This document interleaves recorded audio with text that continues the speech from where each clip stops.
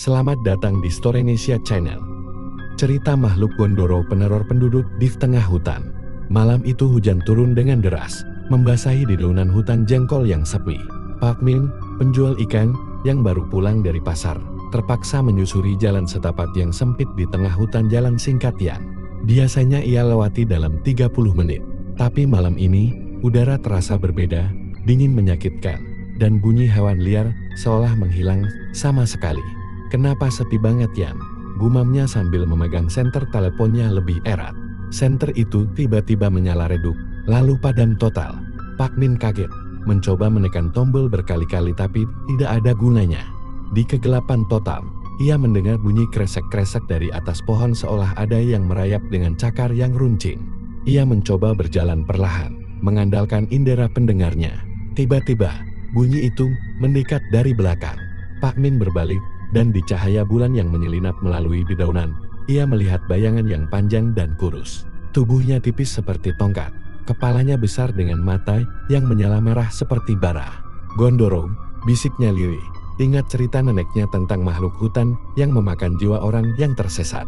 Makhluk itu mengeluarkan bunyi seperti teriakan ayam yang terluka, lalu melompat ke pohon di sebelah Pak Min. Daun-daun bergoyang kencang, dan tiba-tiba selutas ranting tebal terlepas dan hampir menimpanya.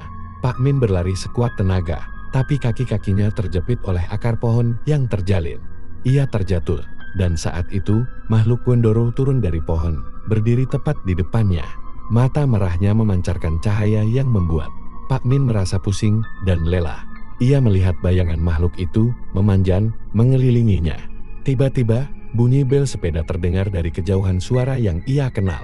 Itu adalah Pak Yanto, tetangganya yang selalu berjalan pagi sore di hutan. Senter Pak Yanto menyinari makhluk Gondoro, dan dalam sekejap, makhluk itu melompat ke dalam kegelapan dan menghilang tanpa jejak.